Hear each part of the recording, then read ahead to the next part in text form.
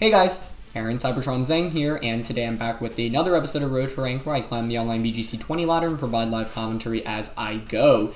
Yesterday we featured a really fun team with Alolan Raichu and Pincurchin, so we'll just be playing a couple more games with it today. If you want to try this team out yourselves, the code is in the description below. Thank you once again to the creator for posting this team. It's a really fun one, and it's the same player that made the Coaching Riolu team, so definitely one of the more innovative team builders from this format. They actually used Geomancy Smeargle in 2015, so I think team builder that always makes it really, really interesting and eccentric teams. I'm honestly terrified of this first game. They have Terrakion Whimsicott, the classic, but then they also have just a lot of heavy offense from Dragapult and Volcarona. If there wasn't a Rillaboom on that team, I'd feel pretty confident about this matchup, but there is a Rillaboom, so I don't know if I feel that confident about it. So I have to respect a bunch of things. I have to respect Tailwind and then Terrakion just Dynamaxing potentially, which I think could be really bad. Now Raichu will be able to outspeed even with Tailwind up if we have Pincurchin out. So that might be the approach. Urshifu is not bad here. I think I really do want Urshifu. The Rhyperior feels so out of place there because it's normally a Trick Room Pokemon. I like leading Raichu here, and I think I want the option of double terrain here. But is that really worth it? Because Cinderace is also an excellent Dynamax Pokemon here. You know what? Maybe we actually lead Cinderace Raichu, and then depending on what my opponent leads, we can pivot out. So now I have Pincurchin in the back, and then Urshifu is the last one, meaning no Indeedee, which feels like a mistake because my opponent doesn't have any Psychic resists. But I guess thinking about this, it's hard to have Terrain Control and Tailwind and Terrakion sweep. So I don't know. We're going to get into the first game of today's episode, though. As always, if you guys enjoy, please share support by leaving a like in the video. I really appreciate it. Hopefully you guys enjoyed this team. It's a lot of fun, and yeah, it's a very fast-paced team, so games often go by very quickly. Not the lead I was expecting, and that's an interesting one. And question of the day, I'm also just curious, if you guys could create a new terrain, how would you design it, and how would it work? Man, I don't know if I like this very much at all. So certainly not what I was expecting.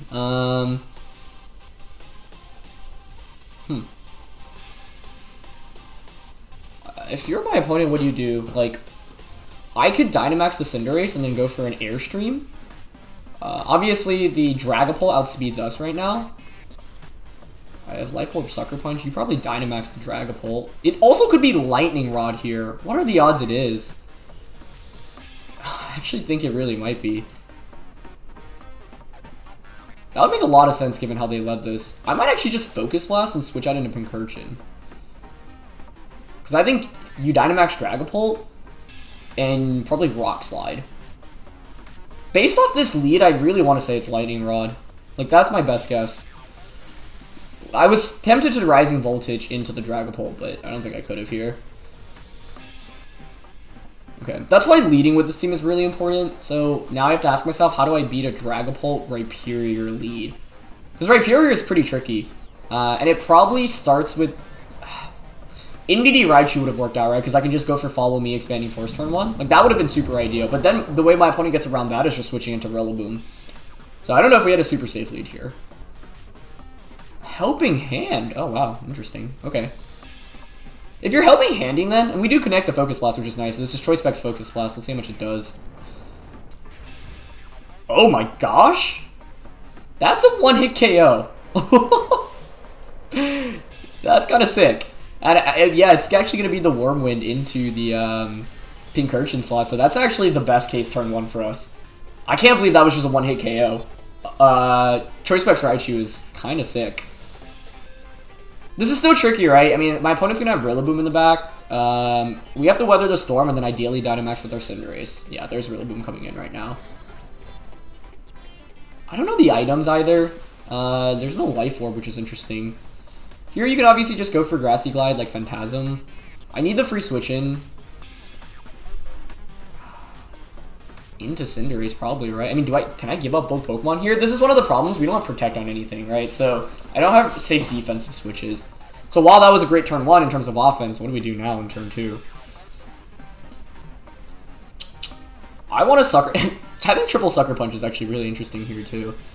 I mean, surely you Phantasm into Raichu, right? But is it even worth conserving Raichu? And we can... I don't want either of these two Pokemon to take a Phantasm. That's the thing. So, yeah, I'm actually just going to Focus Blast, I think, and Sucker Punch here into the Dragapult.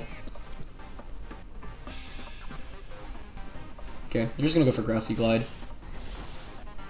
Yeah, I mean, I think we just take the double knock, or, yeah, like, commit to our opponent picking up a double KO here, because I don't want to switch anything out, because I think Urshifu and Cinderace are the win conditions at this point, right?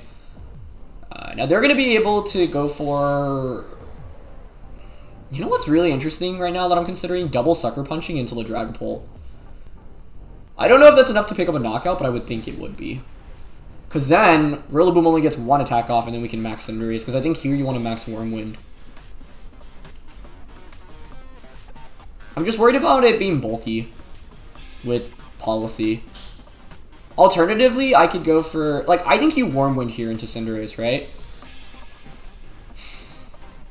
So alternatively, I could just protect the Urshifu and Dynamax the Cinderace and then Airstream. That might be safer. Just to protect is kind of obvious, but yeah, I'm going to go for it. The only way my opponent capitalizes off... Like, Wormwind doesn't do that much to us, right? Especially because they're not Life Orb on the Dragapult. I just wanted to, like, knock out a Dragapult without maxing. That would have been really fun. But I don't think that's the right play to go for here. So what we can accomplish here is the late game max. Yeah, I don't know. I think given the lead, we got the best case scenario turn 1. This protect is pretty obvious. I wouldn't be surprised if my opponent like predicted it and doubled up onto the Cinderace slot. Yeah, they even glide into that slot. That's a lot of damage, actually. Oh, that's a bulky, slow Dragon Ball. I mean, maybe it's a good thing we didn't double Sucker Punch then. Because if I Sucker Punch too, I go first before Rillaboom, right? Which isn't good. So that's nice because we knock out Rillaboom cleanly. And I'm not sure this Dragapult can knock us out. And this is actually the situation that you often want with the late game Urshifu. Because now my opponent can't even protect and I can crit through. So it's a question of whether we can survive a Wormwind here, which I would think we'd be able to. Nice. Okay, yeah, without Life Orb, this Dragapult's really not hurting that much. So I'm guessing it's Weakness Policy. So double Sucker Punching definitely was not the correct play there. So let's see what my opponent's last one is. We get that speed boost as well, which is really important, I think. I'm just worried about Whimsicott coming out and then like Tailwinding. But I think that's Volcarona. Oh, that's so good. Okay. So Volcarona comes out. I'm still maxed. They can't protect right now, right? So Wicked Blow and just Airstreaming here seems alright. Actually, no. Because we have the Sash on Urshifu, I think the correct play is to double up onto the Volcarona. I mean, Airstream itself might just pick up the KO. Okay, they don't protect with either Pokemon. I mean, Volcarona is the one that I'm more scared of offensively right now. Okay, nice. Airstream just picks up the one-hit KO. Yeah, I mean, games with this team are really fast-paced and offensive, but the fact that Choice Specs Focus Blast actually knocked out that Rhyperior, I think, is one of the most surprising damage calcs I've seen in a while now. We get the Wicked Blow off here, too. With the crit, obviously, you should pick up the knockout. It's a sick animation, too. Yeah, nice. So we get 3 one-hit KOs, like, turn after turn after turn. Okay, so this game looked really bad from the lead, but we were able to eke it out, and the main reason for that was just stalling out our opponent's Dynamax. I was really expecting the Phantasm into Raichu, but yeah, my opponent, I think, assessed that Cinderace was the bigger threat. This is why it's really important to consider when to Dynamax. In this game, we stalled out the Dynamax and didn't, pull the trigger immediately, and by doing so, we were able to burn multiple turns of our opponent's Dynamax and then come in and sweep. So, it's hard to do that with this team, honestly, because this is a really, really offensive team, so somehow we're able to pull it off. I think if that Dragapult has a Life Orb, which you normally see, or if it's faster, like it being slower than Cinderace was a really big deal. So I'm kind of surprised to see that. Honestly, I think if I were playing Dragapult in this format, I'd probably still run max speed, but even if I were to run a bulky set, I think I'd want enough speed to outspeed Cinderace's, because being slower, I think, is a really, really big deal.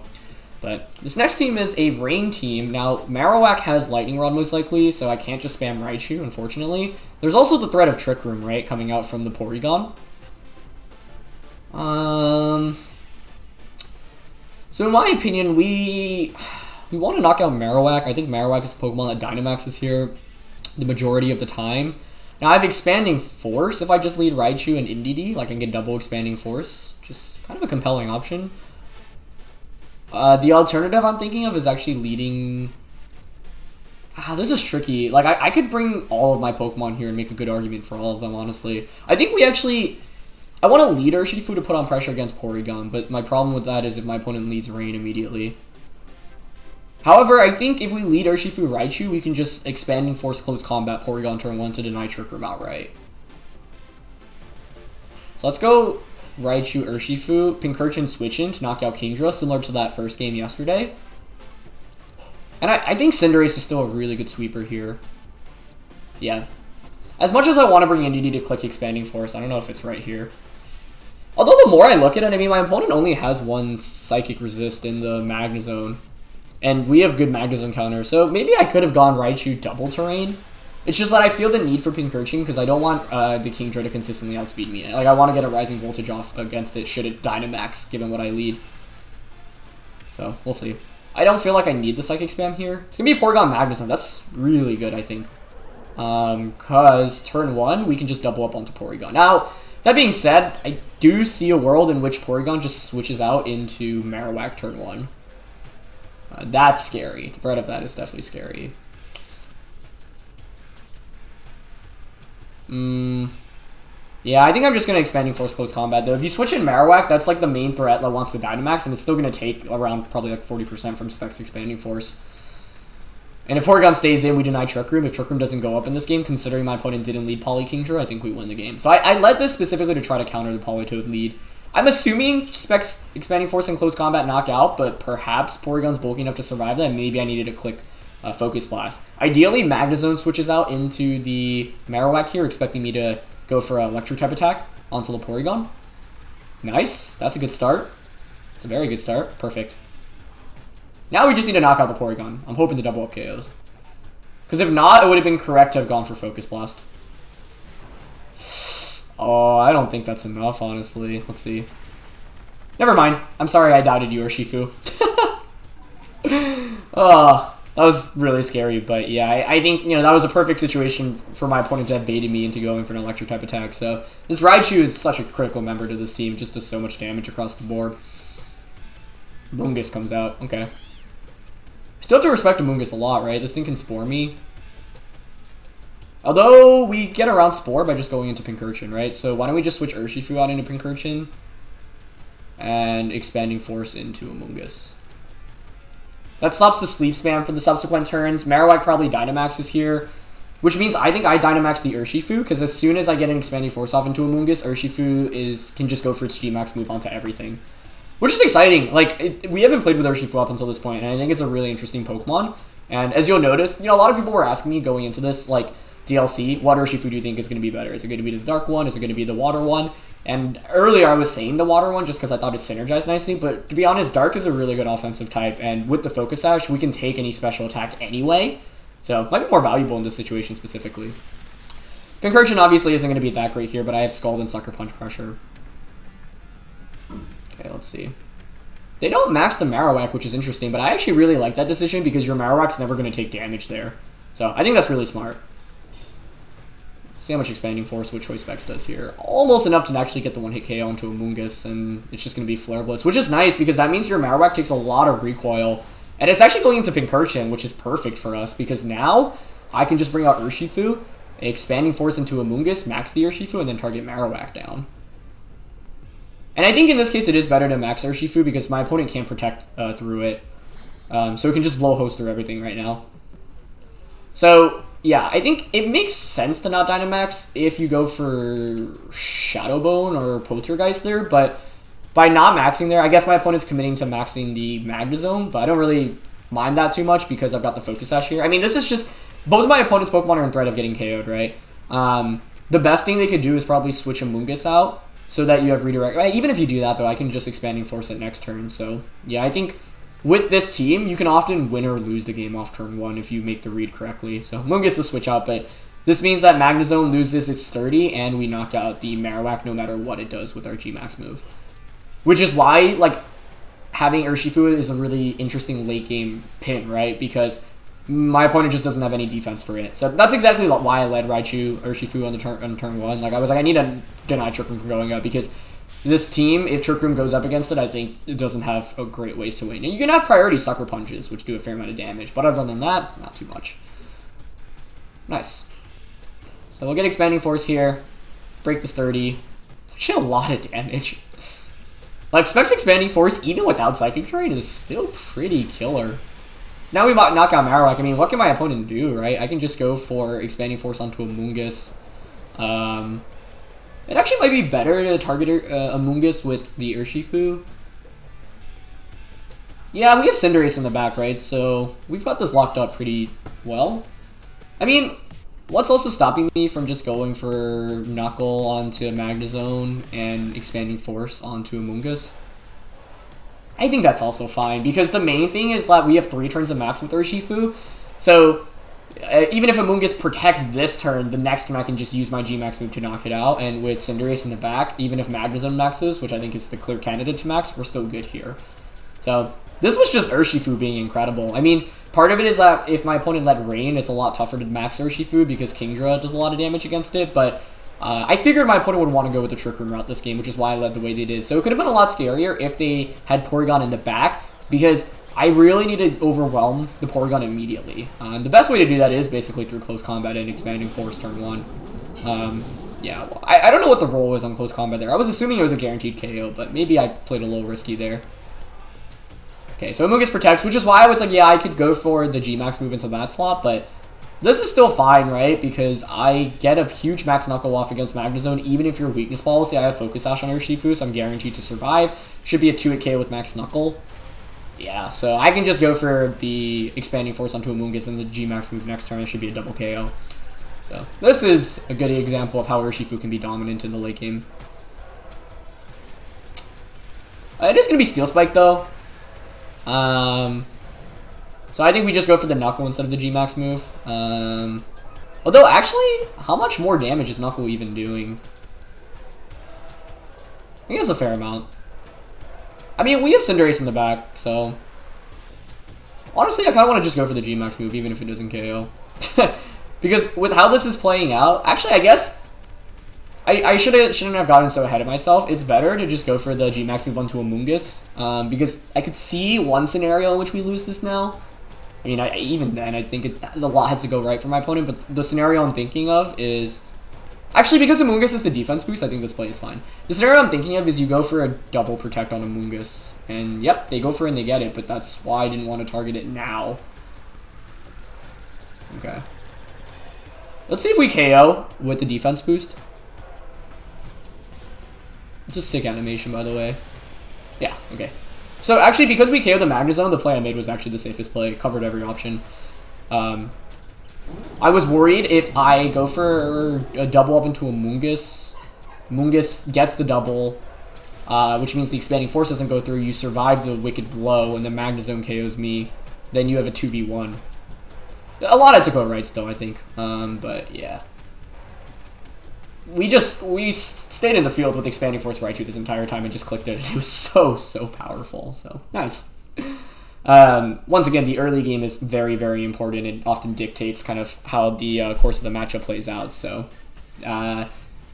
we led correctly, but I think if you lead incorrectly with this, you often fall into pretty big holes, especially because it's very hard to actually get out of it defensively. That first game honestly felt like a miracle more than anything. Like, that is not a game we should win the majority of the time. It just so happened that, I mean, I don't know what the damage roll on that Focus Blast was. I'm thinking it might be a high roll, but maybe the Rapier is just really offensive. Given the lead, like I said, I think it was a Lightning Rod, and if I had to guess max attack, max speed, and the way you can play that is just combo with Dragapult for like max airstreams, and then Rapier becomes fast and, you know, gets all this damage off. So, yeah. Alright, next match of the day. This is scary because there's a lot of bulky stuff here, and there's Rillaboom for terrain control. Honestly, if this metagame did not have Rillaboom, this team would be so broken. But obviously Rillaboom is the #1 most common Pokemon, so it makes it a lot tougher. I do think this is a pretty tough matchup. Magnezone is scary. I think Urshifu is a potential Pokemon we might want to Dynamax. Once again, by playing with this team, you can often assume that your opponent will have Rillaboom, but in the back. So we should play for that assumption. I like Raichu as a lead here. I really do. Like, I'm thinking Raichu NDD, actually. Just part of me really wants the Cinderace in this match. And, like, I want to max the Cinderace, but I also want Urshifu. And I also want Pincurchin for just Rising Voltage. Do I really bring Double Terrain, though? I don't know if that's the right play. Alright, I'm thinking Raichu, Cinderace, Pincurchin, Urshifu. So the logic behind this is, it's pretty tough, I think, to bring both terrain users because they don't do that much damage. They're used more to enable Raichu, right? But the reality is that Raichu often isn't getting more than 1 or 2 attacks off. So because that is the case, yeah, because Raichu's not getting more than 1 or 2 attacks off, like, you're basically bringing 2 Pokemon to support a Pokemon that's only going to be on the field for 2 turns, right? So how much does that actually even do? So that's why I don't feel super confident in it. But let's see. I think Rillaboom should be in the back. Yeah, it's Slowbro Togekiss. This is the one scenario in which I could have had NDD. Because if I had NDD, I'd just switch into NDD and Expanding Force turn 1. Although, you could get around that by switching Togekiss out. So actually, another play I'm considering here is just Max Darkness. Like, the safe play here is you just go for Follow Me.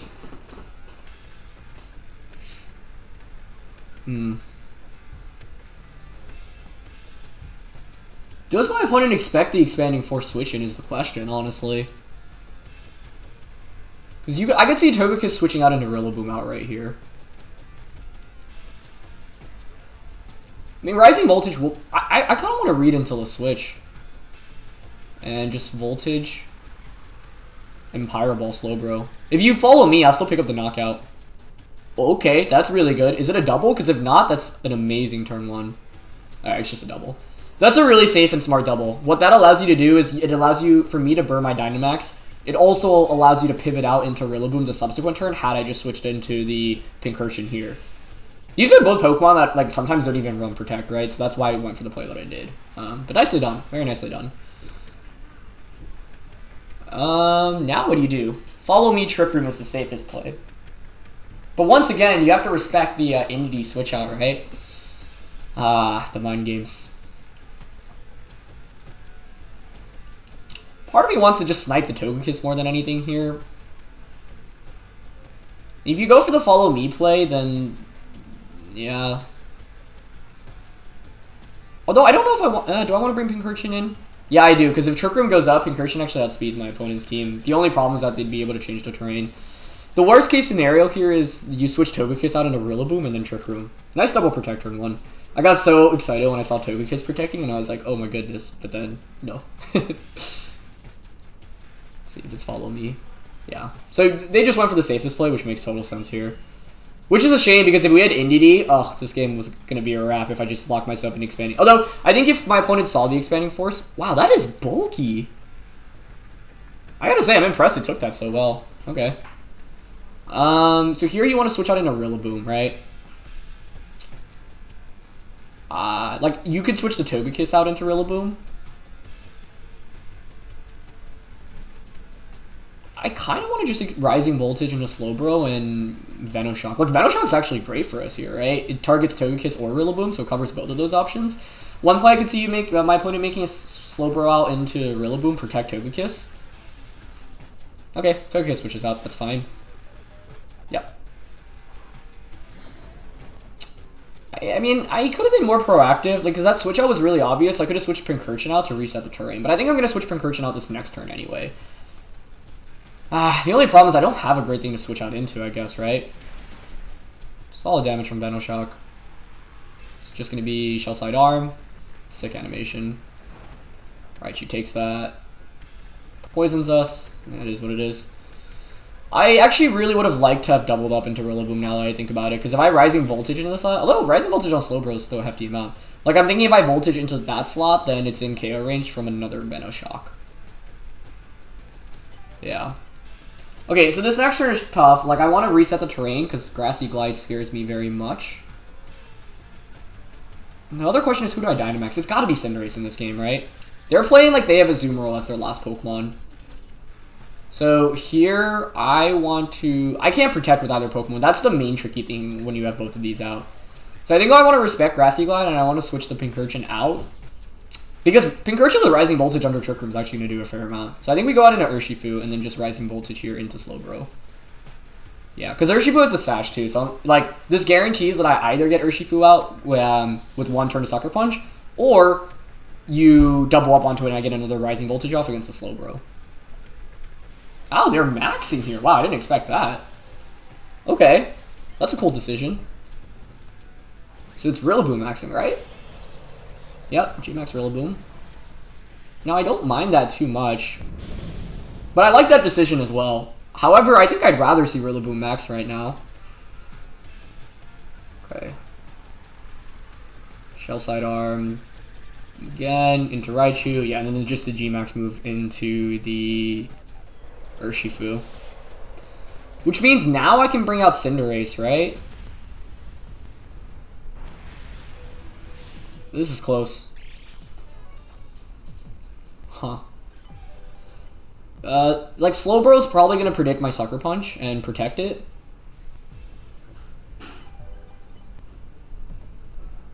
I think there might be too many turns of Trick Room. Although Cinderace, this is where I wish I was G-Max, because with G-Max, I'd be confident in knocking out Rillaboom. But without Max, I don't know if we KO here. I would think so. So, like, the safest play here is just a Max, go for a Flare into the Rillaboom, and Sucker Punch into the Slowbro.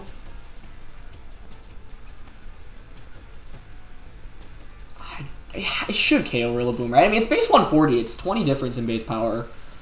Let's find out. I think if we do pick up the knockout, we just win. I could see a world in which Rillaboom max guards and Slowbro switches out into Togekiss, which could be really interesting.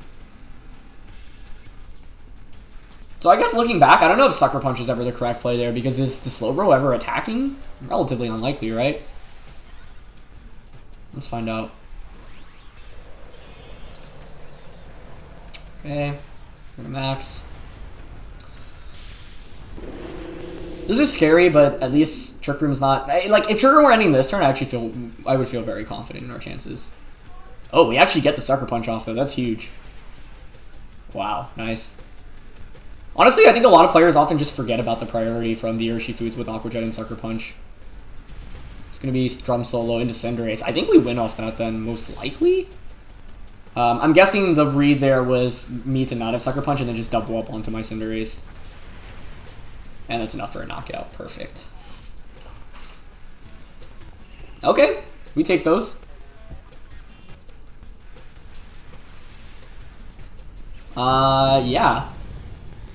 I was expecting, because like at this point you want to protect the Rillaboom, right? This is why if you max after your opponent, it can give such good advantages if you're able to not take too much damage, right? Like, one thing that's so critical in this format, especially with Rillaboom, which is why you often don't see it maxing, is because when you consider the top 3 of the format, it's like Rillaboom, Togekiss, Cinderace, right? So, like, Rillaboom loses pretty hard in max form against the Togekiss and the Cinderace. Okay, it's going to be Magnezone and Togekiss, which means I should switch Urshifu out. Yeah, we haven't won this yet, so let's not get ahead of ourselves. Grassy Terrain is up. I have Sucker Punch, but that doesn't provide much value. Actually, we just protect Urshifu here, right? Yeah, I think protecting is fine.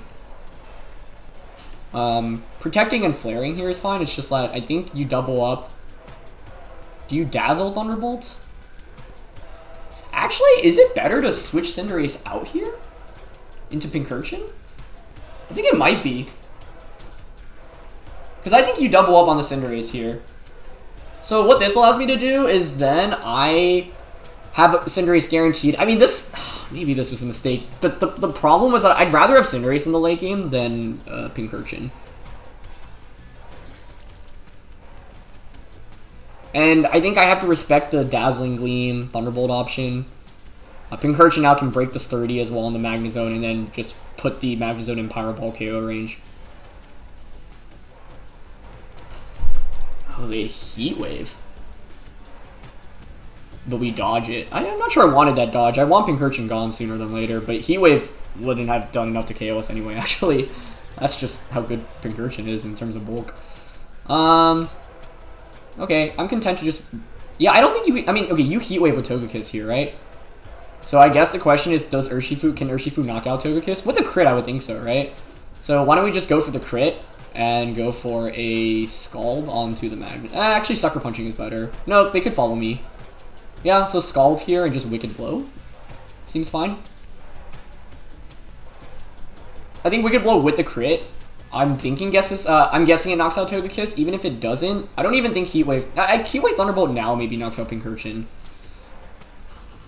Okay, Togekiss protects. This is exactly what we want Urshifu for in the late game, right? Perfect. Okay.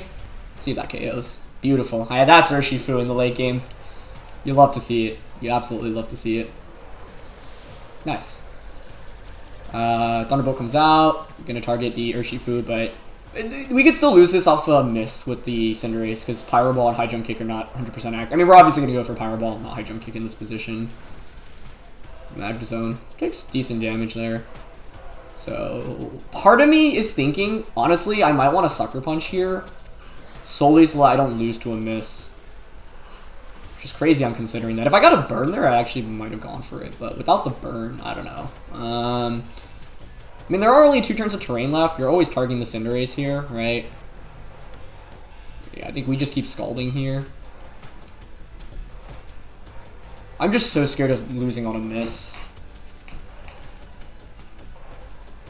I think this is a position where I can't guarantee the win with Sucker Punch. So I have to do this calc afterwards because I don't know how much Sucker Punch does in the Magnezone. Oh, but they actually have to Protect. Okay. The Protect makes sense. You cover for the option of High Jump Kick, and if I High Jump Kick and fail and, take recoil damage, that's obviously a big deal. Okay.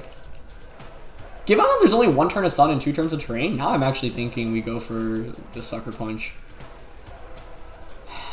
But I think, honestly, Pincurchin also might just win 1v1 against Magnezone even if we miss here. But Power Ball connects. Okay, nice. We're good. Nice. So that's a knockout onto Magnezone and another win. Yesterday's episode was pretty short, so I'm actually going to play one more right now. But I think, yeah, the main thing that we were able to do in this game was basically force our opponent to Dynamax the Rillaboom. Once Rillaboom maxes, the Cinderace kind of just has a field day. So what's interesting is despite this team being super offensive, we were actually often Dynamaxing after our opponent rather than before. And by doing so, if you can play defensive for like 1 to 2 turns, then you just Dynamax your last Pokemon and then just go to town with that. So, yeah. Really happy about the games we played with this team so far. I think the first game once again, I felt like... I honestly thought we were going to lose off the leads, but that's why you never give up. Triple starter with Porygon, Togekiss, Duraludon. So, Porygon Togekiss as a lead is what scares me the most here. Once again, my opponent's always going to have Rillaboom in the back. So we can take advantage of that. I mean, if Trick Room goes up here, it's not maybe the end of the world.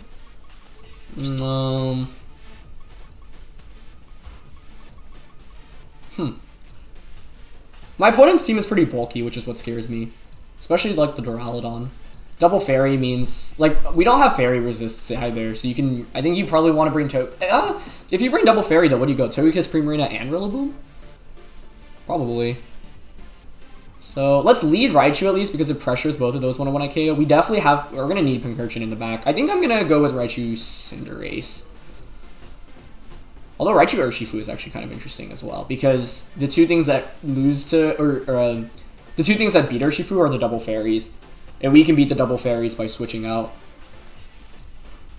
Urshifu and then just going for Rising Voltage turn 1. Okay. Let's see. I don't like this matchup too much, to be honest, because I think, like, it's pretty bulky. We don't have guaranteed damage, and there's, like, the bulk is what's scary. I can never go for, like, a really safe Rising Voltage or Expanding Force. So, I think the bulk is pretty tough. Plus, Duraludon, I think, is a prime Dynamax candidate that has a really good matchup against this team. And for no surprise, my opponent actually leads the Duraludon. Okay. I mean, Urshifu does get a close combat off here. And I've got Cinderace in the back, so it's not the end of the world, but my opponent's Cinderace can just Dynamax here, right? Actually, I think if I expect that to max, can go for Expanding Force, switch Urshifu out into the Pincurchin, and then maybe Dynamax Cinderace. Part of me wanted to just close combat here, honestly, but best case scenario is like Cinderace maxes, we just knock it out with Rising Voltage, then we probably just win the game off that on turn 1. So let's see if we can get that snipe. Although I don't think you ever Dynamax. Actually, you know what I think my opponent does? I think you just Sucker Punch into Raichu here. I didn't even consider that option, but I think that's a very strong option. Just Sucker Punch and max Wormwind into Pincurchin. Because I think you should be maxing Duraludon here. But maybe the Urshifu scares the Duraludon a little bit. Yep, they go for it. Brilliant play. Brilliant play. I realized my mistake right after I locked my moves in, too. Like, could you imagine, too, if they Sucker Punch and I just close combat into that Cinderace? Would have been sick. So, nicely done. Okay. That being said, we're not out of it yet. Like, I get my Cinderace in for free now. Which makes this really interesting. Because I can Voltage into the Cinderace slot. Knuckle here into Duraludon. We probably need to go for speed boosts, because right now I need to be faster, right? But my opponent could just double up onto my Cinderace, which is what scares me here. If I'm my opponent, I Dynamax Duraludon, go for max Wormwind onto Cinderace, and then Sucker Punch into Cinderace. I mean, you definitely Dynamax the Duraludon, right? So part of me wants to max Knuckle, but then it's still a speed tie at best, so I guess we should just Airstream onto the Cinderace and Rising Voltage into Duraludon. That was a great turn 1, though. I fell right into that, too. Like, if I had Indeedee, too, like, we could have switched into Indeedee and gone for Expanding Force, so I think Pokemon selection-wise wasn't too great here. And, yeah, the Sucker Punch was pretty obvious, too. Wow, they actually maxed the Cinderace. Huh. That's also frustrating, then, because I could have Rising Voltaged into that slot, which would guarantee the knockout with the double up we're going for here. But maybe they go for the G-Max into the Pincurchin slot. Like, if we can escape the turn with my Cinderace being faster than my opponent and not getting KO'd, we still have a shot at winning. Battle of the Cinderaces, though. It's fun to see. Yeah, this is what I mean. If you lose turn 1, it's really tough with this team because, like, you normally have so much offense with this team, like, you need to call it correctly. I wonder if Max Knuckle would have just KO'd the Cinderace. I was really tempted to go for it, but I didn't want to risk it. It's good damage with Airstream, but not a knockout. Now my fear is my opponent just doubles up onto my Cinderace. Let's see. G-Max Fireball. Man, if they targeted the Cinderace with that, that's an insanely impressive play. Yeah, it goes into Pincurchin instead. Okay, then there's still an opportunity, I think, because now we're faster for sure, because they didn't go for speed, and we should survive any attack from the Duraludon. However, they actually go for Dark Pulse, interesting. My late game is super, super bad against the Primarina if my opponent has that. So I actually think we go for Max Knuckle here. I think Max Knuckle would KO, right? Oh, I don't know. It's close. It's really close. The reason I want to Knuckle... I mean, maybe Close Combat just knocks out Duraludon here. Because if Knuckle picks up the KO... I feel like it does. This might be a mistake, but I'm going to go for the Knuckle until Cinderace in the Close Combat. Because if we come out of this turn with a double knockout and an attack boost, we just outright win this game. So, I'm going to go for it. We know they're still Fire type. They don't protect. No surprise there.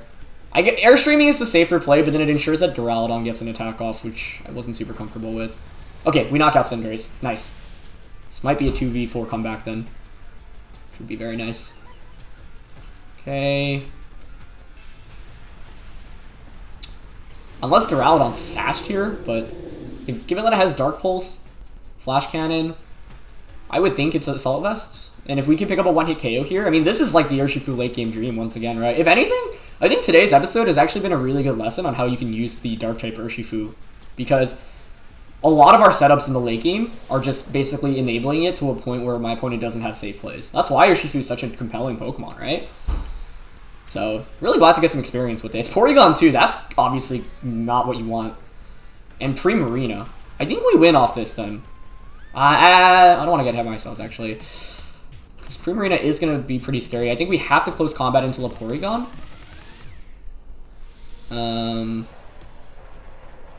What does the most damage here into the Primarina? There's no point in going for Spadef drops. I think we just close combat Porygon with Urshifu, which should knock out after that attack boost. We're at +1 attack right now. So why don't we just max Flare to set up the Sun against Primarina as well? Yeah, close combat. Anything else but Porygon really scared me. So I'm surprised they had no Rillaboom. Wow. You would almost always expect Rillaboom in this scenario, I would think. Oh my goodness. Max Flare at +1 attack did 90%. I wasn't expecting to pull a comeback off in this one, but somehow we're able to. Unless Porygon survives the close combat, in which it would have been better to have doubled up into that slot. But I don't think it survives this. Let's see. Maybe I got a little too ahead of myself. Oh, it actually survives? Oh my goodness. Wow. Okay, but pretty much just Moonblasting. Oh, wow. I think we're still okay.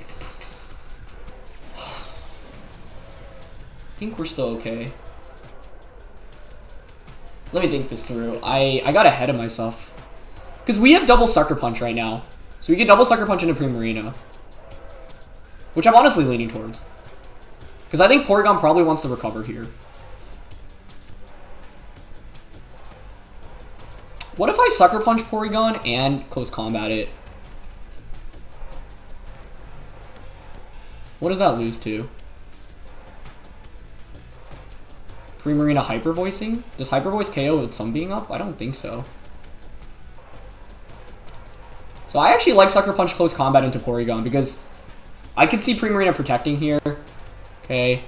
Yeah, they're going to recover. That's fine. We knock out Porygon. This was actually a guaranteed win if I just doubled up on a Porygon, though. So I got a little too excited. Okay, Moonblast. Yeah, that's fine. Yep. Okay, we're good. I think we're good. Because I want to say double Sucker Punch should KO the Primarina with the attack boosts that we have, which is why I went for this play. This play covers for the option of Primarina protecting and then Porygon targeting one of my two Pokemon with a Tri-Attack to break either the Sash and Urshifu or just do a lot of damage onto the Cinderace. Okay, so I think we should still be okay, but it ended up being closer than it needed to be because I ended up having this great late game position. Maybe double Sucker Punch doesn't KO here too, but with Stab, Life Orb, and the attack boosts, I think we should be good. Even if I don't think Primarina KOs us with a Hyper Voice here, right? Because the Sun is up. So if you don't KO Cinderace with a Hyper Voice, then you have to Hyper Voice here, right? Because if you go for Moonblast, I'm guaranteed to get 3 Sucker Punches off in this game. This is really intense. And it didn't need to be this intense. Once again, even if I win this, I can very clearly point out a play that was just suboptimal. There is, I think, no reason to not go for the Fire move into the Porygon there. Just guaranteed a knockout onto that. There's no way Primarina knocks us out because we're still maxed that turn. Regardless of whether you Hyper Voice or Moonblast, we're still good. But let's see if double Sucker Punch is enough here. Oh, that's definitely good. Oof. Okay. Close. I mean, it ended up being a guaranteed win, actually, one way or another. That play, I think, covered for both options. The only thing I was scared of was my opponent's Primarina targeting to Cinderace or Hyper Voice crit. I think actually if you just target outright into Cinderace, it's fine because the close combat or Wicked Blow probably still ends the game off against Primarina. But this was honestly a really, really good demonstration of Urshifu, if anything. I think Urshifu was very critical in pretty much all the victories today. So despite this originally being a terrain team, Urshifu definitely put in a lot of work. So very happy about that. Anyway, guys, thank you so much for watching. That's going to be it for this one. We get 4 games in, so it's exciting, and we'll be playing some more games with it tomorrow, so obviously stay tuned. But thank you so much, as always, for watching. Leave a like if you enjoyed, and I'll see you guys soon. All right, peace.